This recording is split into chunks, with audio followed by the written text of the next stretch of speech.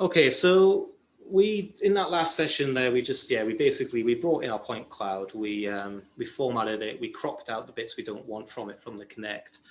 And in this session, we're going to look more at like how we can make it look good, make it look interesting, and how we can, and different techniques for doing that with point clouds. So we're going to start by lighting and using some physically based rendering. It might be a little bit heavy for some people.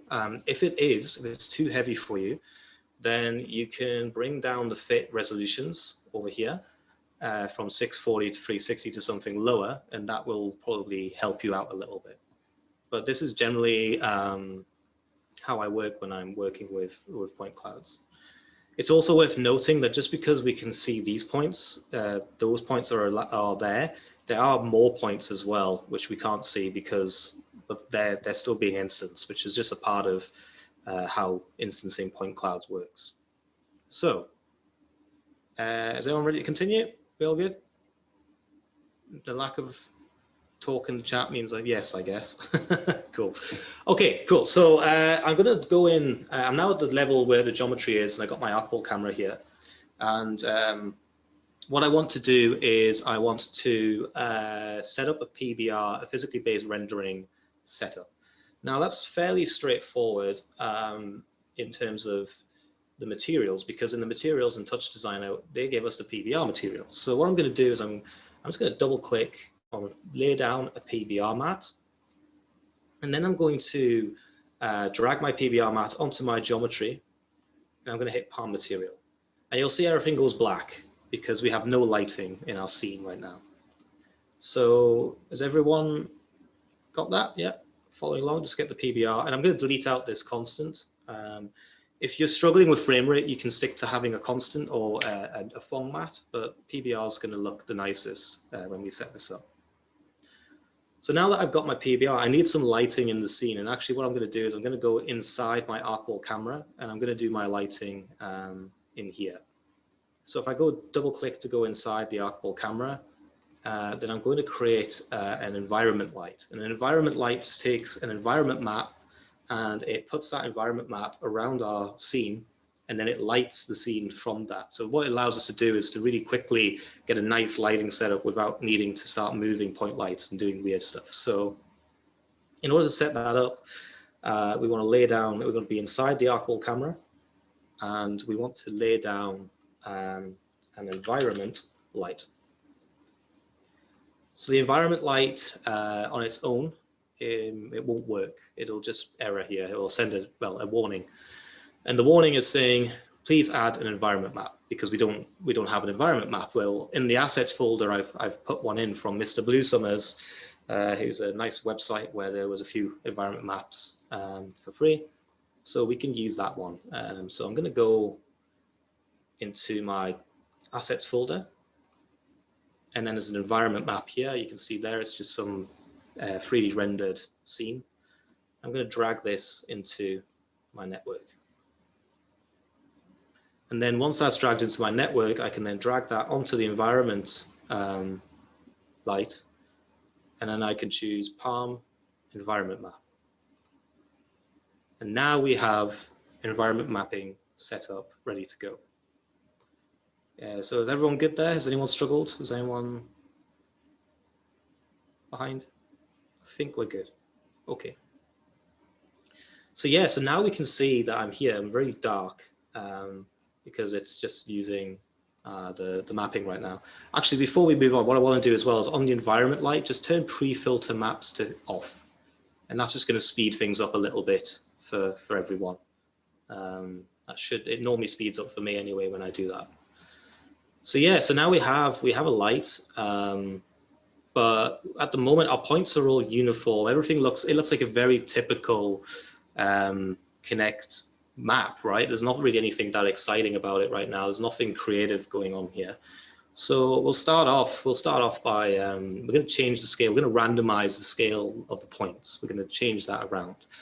And the easiest way of doing that is to come back up out of our scene, yeah, our arcball camera, and we're going to create a new point map for setting the scale.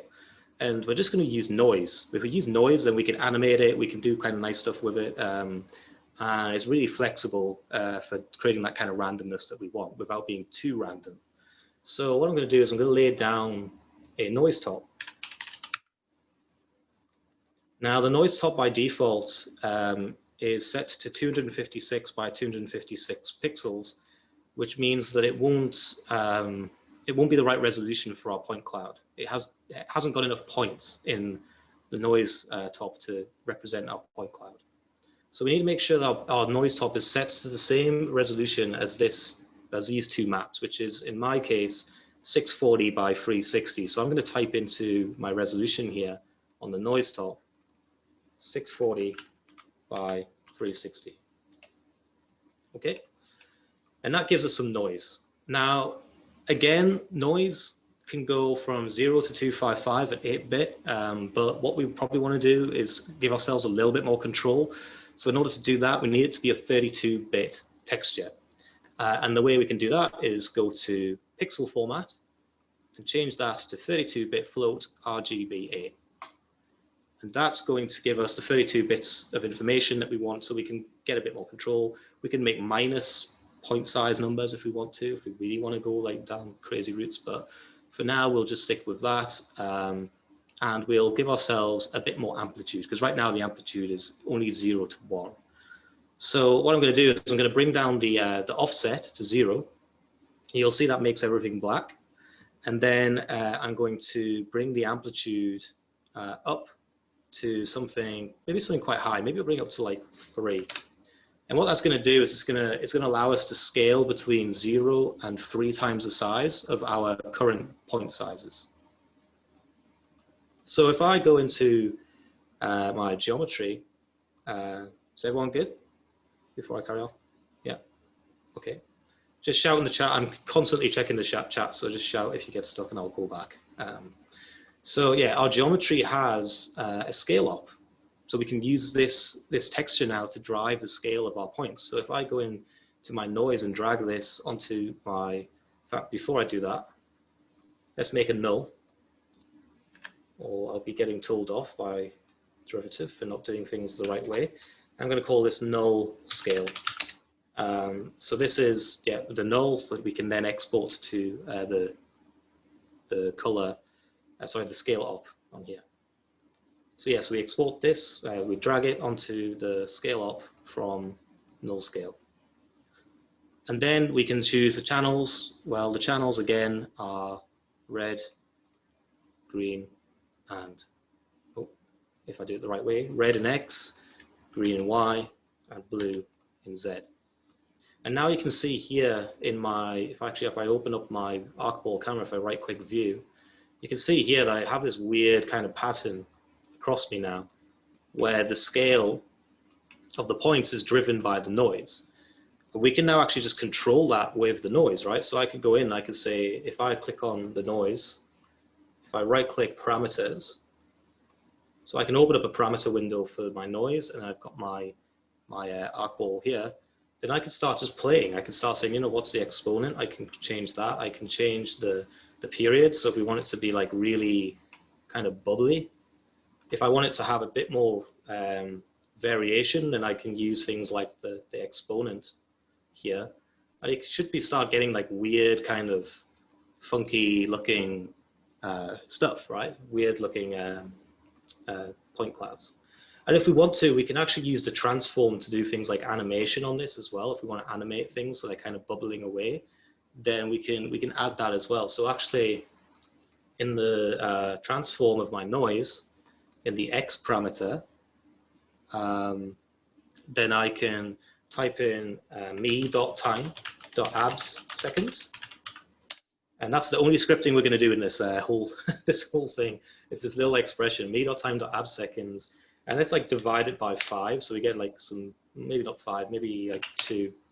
And now we get this weird bubbling. I'm now like weird bubbling man in the viewer there. So that's quite nice. You know, we can create weird effects just with a little bit of noise on the render. So if you can play with that, you know, you can just do whatever you want. You don't need to stick to what I've done here.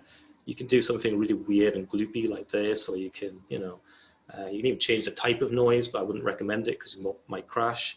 But yeah, so I'm going to like kind of go for something that looks a bit, maybe less harmonics, maybe something that looks a bit like this, a bit weird. There we are. Cool, so there I am. And you can see I've got a couple of stray points here, which I should have got rid of in my, when I was doing my cleanup of the point cloud, but I didn't. So that's all fun. So we now have some noise. And I didn't actually, I didn't turn off interpolation for the noise because it doesn't really matter because I'm just animating stuff. So it's not a nearest pixel, but if you were doing really precise stuff, you might want to say nearest pixel on that. So is everyone following along there? Is everyone understanding the concept behind how I'm animating this? Yeah. Okay, cool. Yeah, great. Sounds good. Bubbling Basil, nice. Cool, so what I'm gonna do now, so I've got this, it looks great. Now, what's weird is my spheres all look really kind of typical and similar. And the reason for that is that every single one of these spheres is quite shiny. It's reflecting a lot of the environment map. We might not want that look. We might want to go for something else. So what I'm going to do is I'm going to close down my noise, and I'm going to close down my arcball camera. So I'm back into my network here, and I'm just going to play around with the PBR material, because the PBR material right now it's quite metallic. It's got full roughness, but it's very metallic material. And I'm going to go for something a bit more matte, a bit nicer. So what I'm going to do is I'm going to go in and I'm going to bring down metallic. And now I'm starting to get something that looks almost like a constant shader. And if I bring down roughness, then I can get like this weird, weird bubbling, nicely rendered kind of bubbly stuff.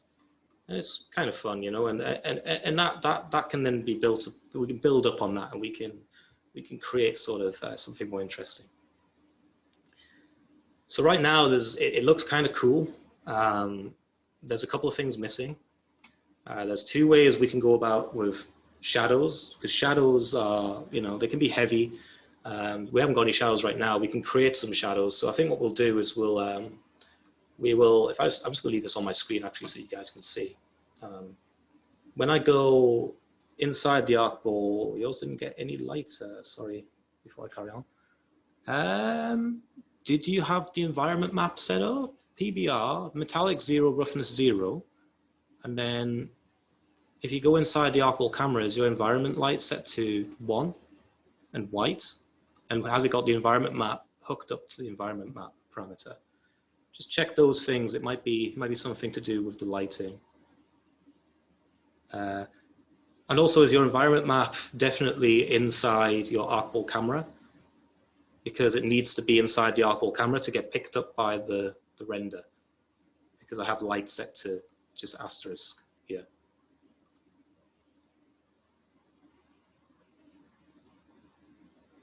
Any joy? Let's see.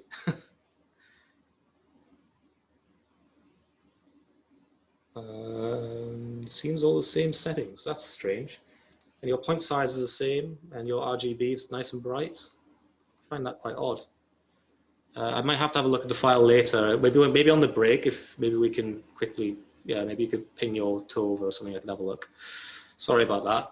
It's hard to see when I'm not in the room. But yeah, okay. So I'm going to add some light. We're going to add some lighting now, anyway. So that might actually help you. That might actually make things a bit brighter. So yes, if I go inside the arcball camera, then I've got my environment light here. So this is going to do my basic lighting for the whole scene.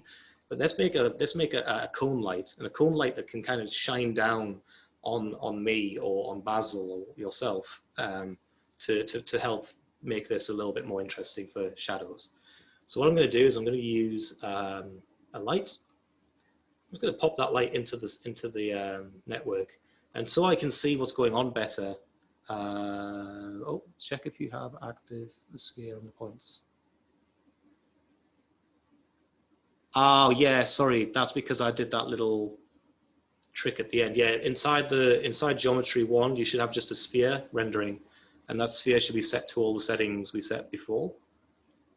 Yeah, that might be the issue if you're just rendering point sprites. And then you need the PBR material on that.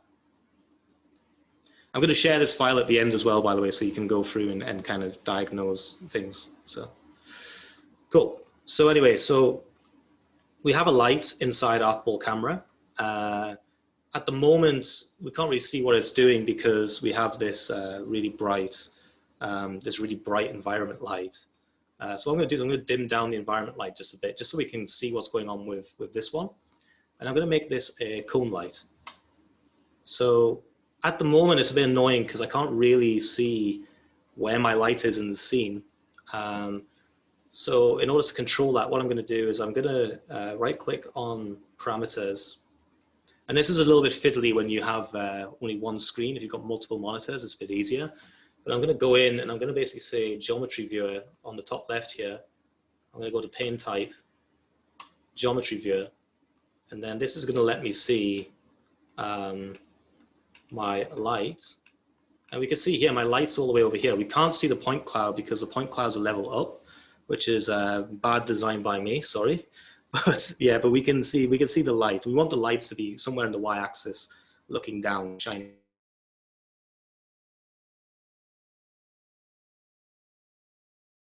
Bring it a little bit closer. I'm going to bring it up a bit, and then I'm going to rotate it so it's looking down. And to look down, I'm going to rotate it on the x-axis there.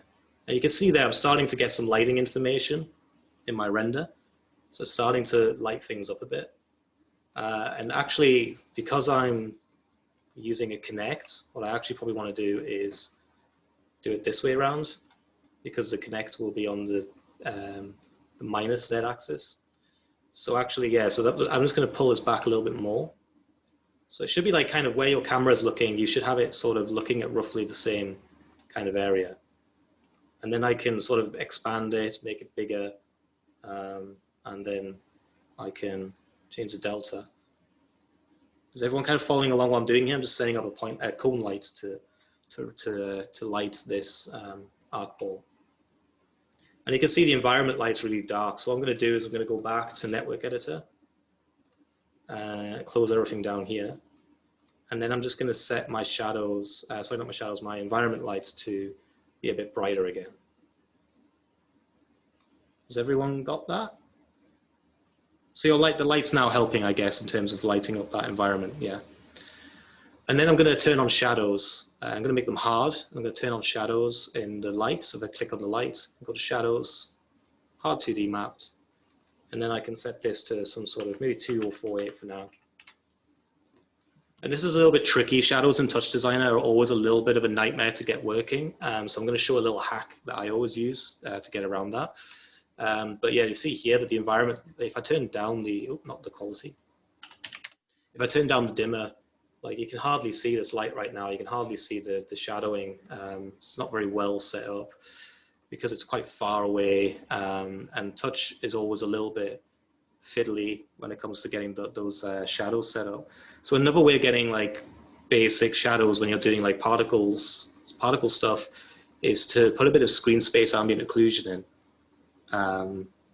So if you might actually have a nicer lit scene than me right now. I don't know why, mine's being a little bit weird. But yeah, SSAO is going to help everything here. So what I'm going to do is bring my environment light back up on mine. And then I'm going to go into here and choose to lay down SSAO. SSAO, there we go. I lay down SSAO top. And you can see straight away, now we've got much nicer shading. And the reason for that is the SSAO top, it just calculates the ambient occlusion, and it just gives the physical rendering engine just a little bit of like kind of, you know, a push to say, hey, here's where all your shadows are. If I turn it off with combined color, you can see it kind of makes a sort of fake shadow map, which is quite nice for setting up sort of beautiful looking renders.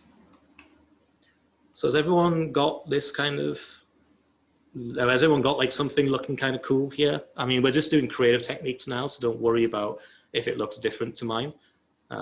It's more just, you know, showing how we can use different, you know, different things to make things look prettier.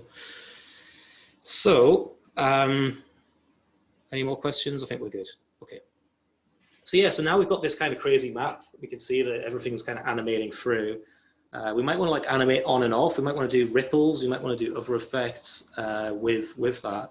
And the way we do that with the scale is we kind of like have to treat it with the texture. So if I come up a level again, I'm going to leave my artball camera just over here so you can see. And I've just lost. Hello, have I just lost everyone? I think I just lost the chat. Oh, how can we get rid of the point in front of you or Basil? This point at 0, 0. Yeah, okay. Yeah, the point at 0, 0 has to be, you have to remove that with, I think you would do that in the RGB key with the blue channel. And I think if you just bring that forward a bit, in theory, yep, it should get rid of that point. So if you bring down the minimum blue on the RGB key, that's gonna get rid of any weird points in front of you. The Kinect sometimes likes to put a little point at 0, 0 for some reason. I'm not sure why.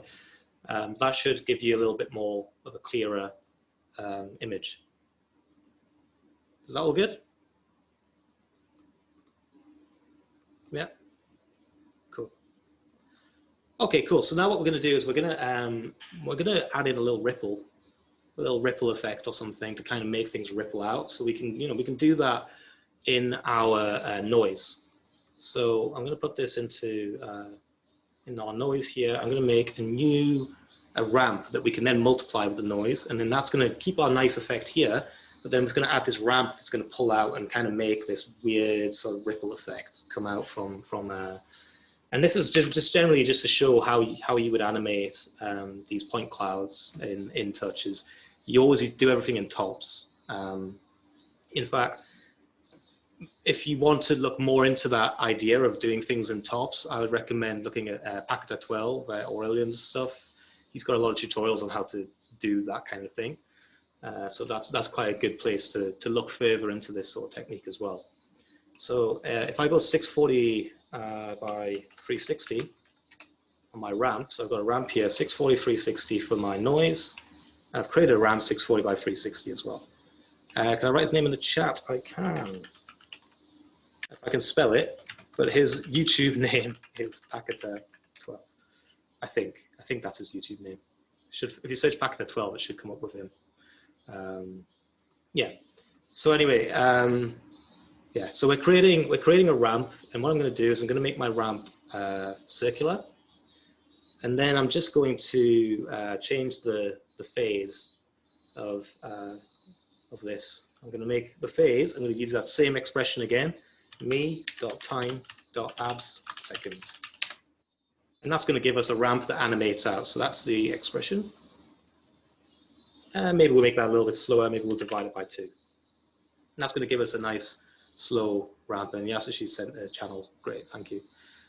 So that's going to create this nice ramp out that's going to be multiplied. So what I'm going to do is I'm going to make it 32 bits as well, 32-bit float. And then before this null scale, before we send everything to our geometry, I'm going to multiply this with my noise. So I'm just going to bring these back a little bit. And then I'm going to multiply them together. And hopefully this looks good. Let's see. Oh, there we go.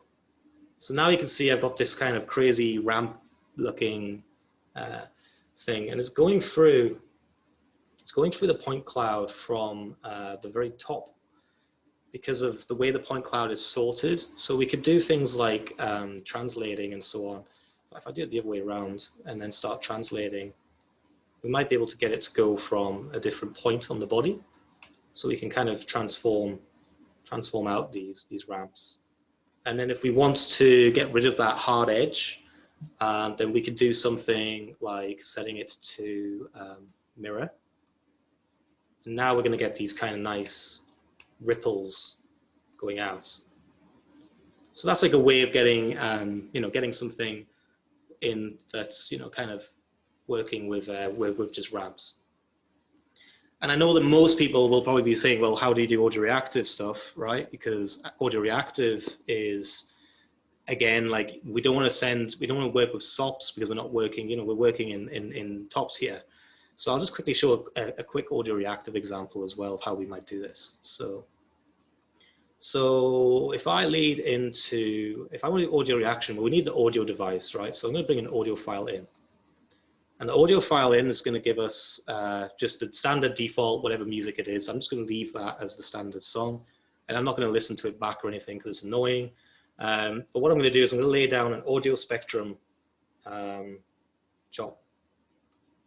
If I can type properly, there we go. So the audio spectrum chop is really cool because it gives us the whole spectrum of our audio. But the problem is it's a chop and it's working on the CPU. We want to get that into the GPU and we want to start like trailing off and doing, using it for something that we can then affect our Kinect point cloud with. So a good way of doing that is to basically set it to the same number of samples as our texture, and then we can use feedback to kind of draw out what that audio file is doing over time, kind of like the Joy Division sort of effect. That you have a time sliced ramp of what's going on. So the way we would do that is, first of all, we want to let's make it go from left to right. So let's use 360 as the height of our texture. So let's set our audio spectrum to be set length manually on the output length. And I'm going to make this 360 in terms of the length.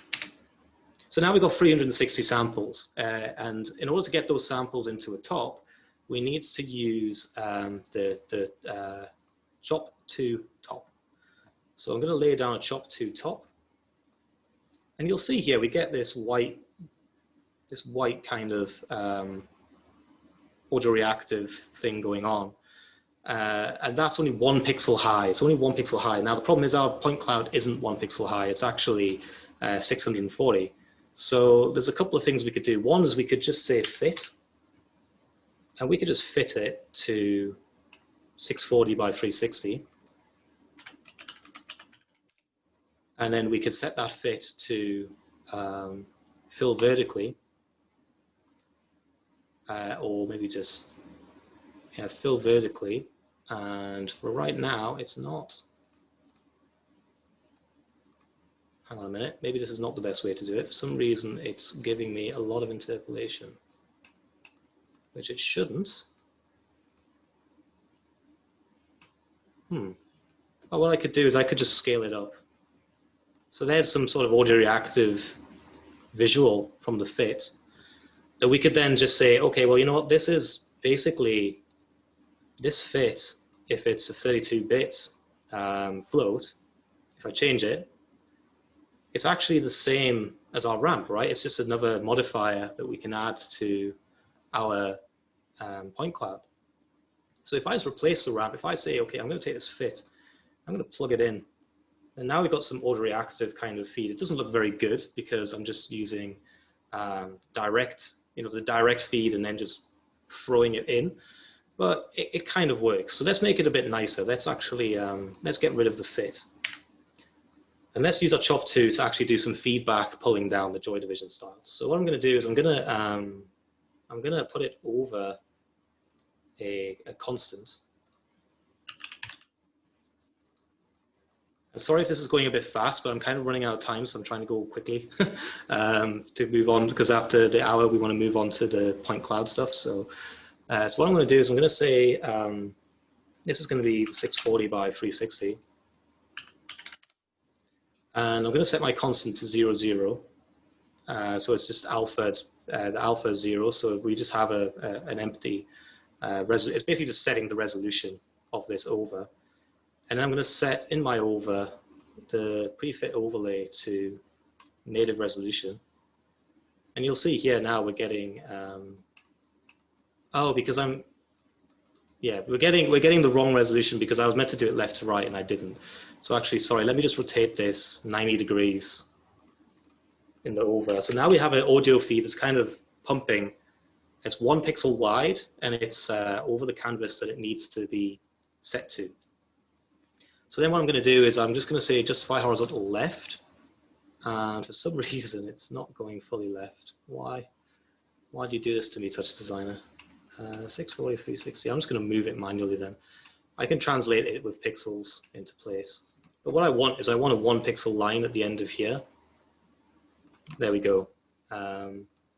And it's then, and I also wanted to set this to RG, oh, no, here we go.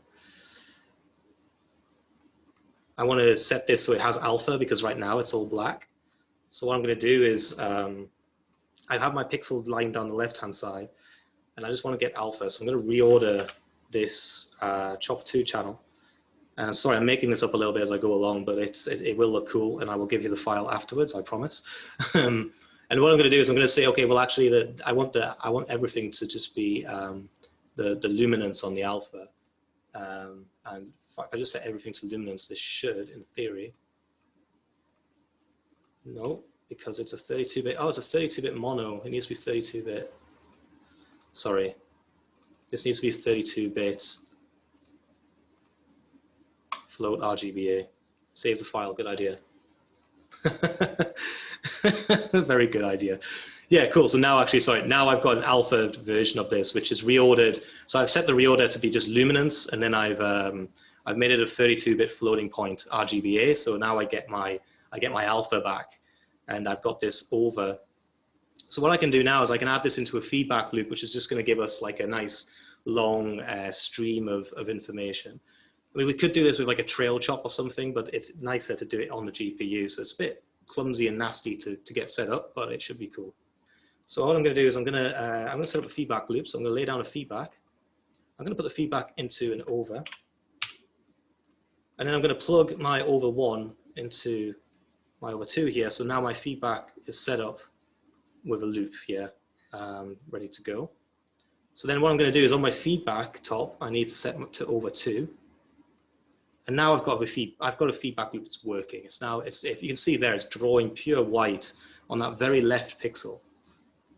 But I want to sort of have it come across the screen. So what I'm going to do is I'm going to transform it. I'm going to move it by 1 pixel, maybe. I don't know. Let's see how fast that is. Oh, there you go. So there's like 1 pixel. And now we're getting this kind of, this audio pushing through the texture.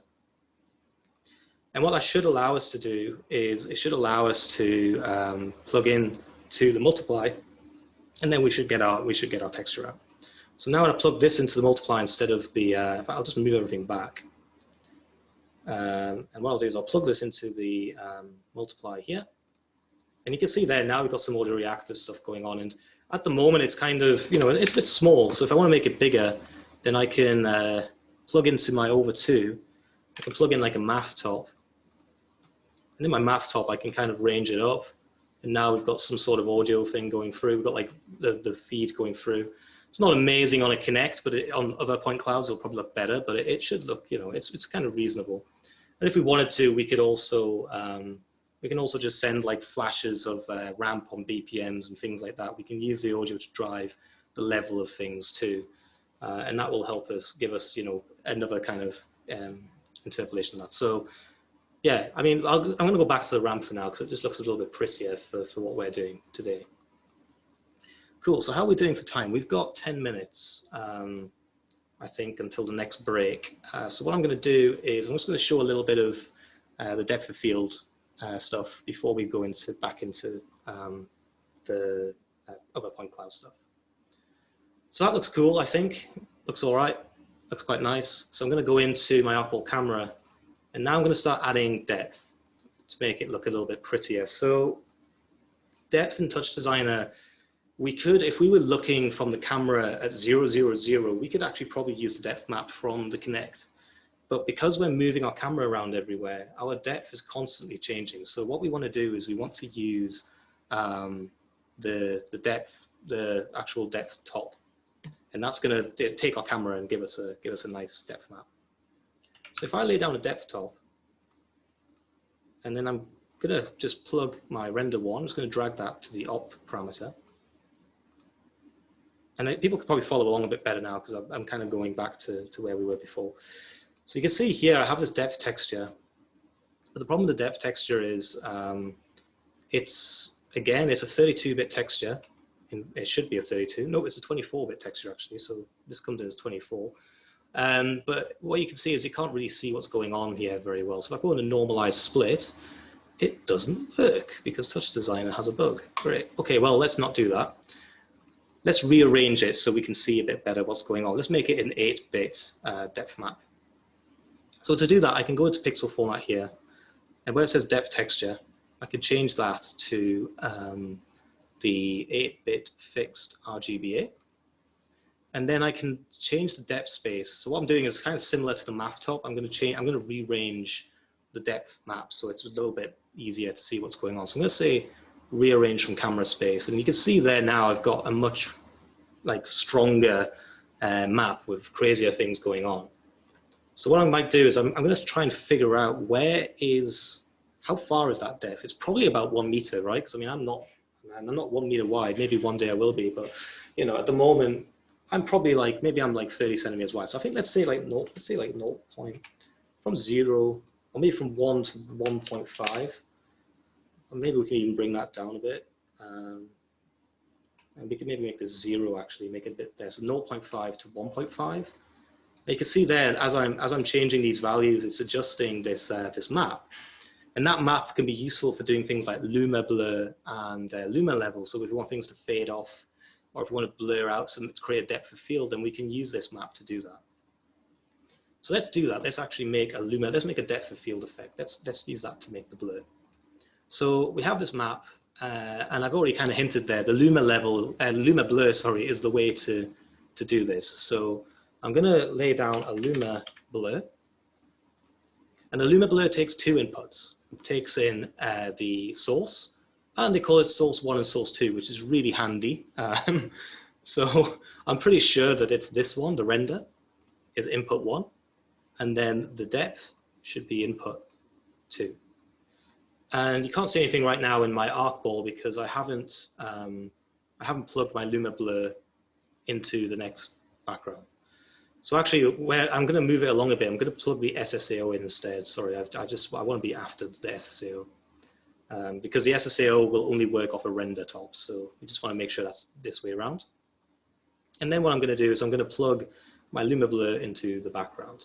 And you can see everything looks kind of blurry right now. So we can tweak this. We can make this look a bit better. We can, first of all, luma blur, our depth of field, it's not a lot. And this Kinect map is quite small, really. So what I'm going to do is I'm going to use the white filter width on my luma blur. I'm going to bring that up. You can see there now we're really starting to get much more depth in this image. So we can change that filter, and we can change the values as well. So if we think that we want to have less or more, tighten it up, we can tighten up the values on that blur. So that's quite useful for when we're doing close-ups.